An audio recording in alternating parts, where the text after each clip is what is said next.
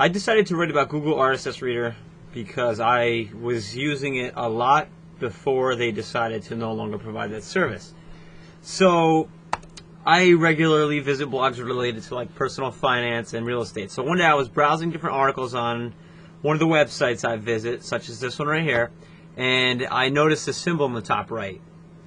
So I clicked on it to see what it was, and at the time when Google Reader was available, there was a button here that allowed me to subscribe to it. So I wasn't actually sure what I was doing. So I clicked on it, and then it allowed me to add a subscription from Mr. Money Mustache to a Google Reader website. So once I clicked the Google Reader button after subscribing to it, I was directed to the Google Reader website, which looked something like this. So what the Google Reader, the RSS Reader does is it basically pulls all these individual articles from this website, for example, and it organizes it and tells me exactly when the articles were published. And then once the articles are published, like for example, Boeing plans to lay off 800,000 machinists, I can click on that link and then read the contents of the articles. Now what it does is Google Reader organized all these different articles neatly, and on the left it would show what website provided these links as well as the date they were published. Now there were several other blogs that I've read in the past, so what I would do is I would go to the other websites to see if they had RSS Reader links available, and I would subscribe to all those other websites. Once I had a list of different subscriptions going, I could just log into the Google Reader website on this laptop or my iPhone and then just check out all my articles. And then eventually I categorize them. Over here you see I have aviation, comics, news, tech.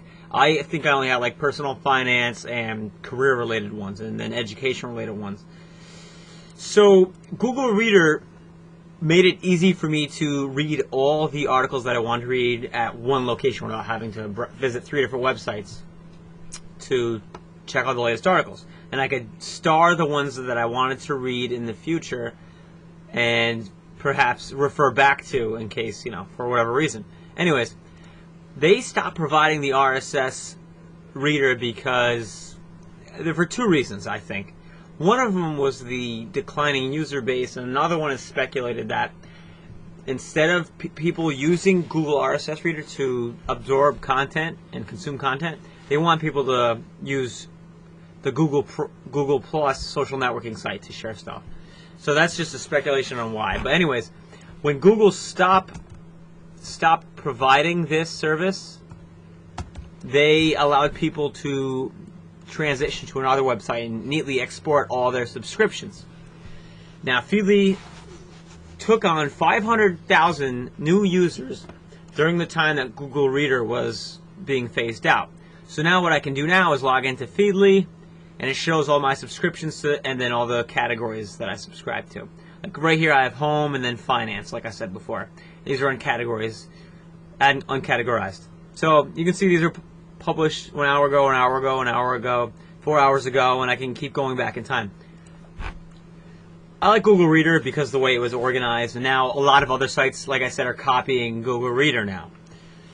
So a lot of people didn't know what RSS Reader was prior to me discussing it right now, but I think it's a great way for you to subscribe to all your blogs and see what the latest articles are. Besides, going on Facebook and reading what's trending there, you can actually subscribe to whatever your interests are versus going to like a website like Reddit or Facebook to see what's trending across like the entire United States or the world, see what everybody else is interested in, rather than your own interests that can be tailored using an RSS Reader. So anyways, I selected the RSS Reader because I don't think a lot of people know what an RSS Reader is.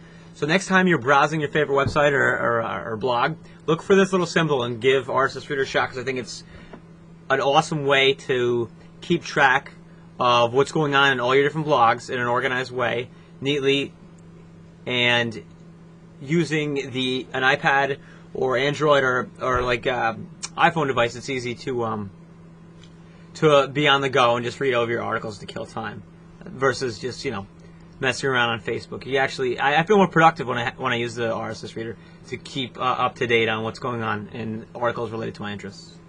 So that's the RSS Reader.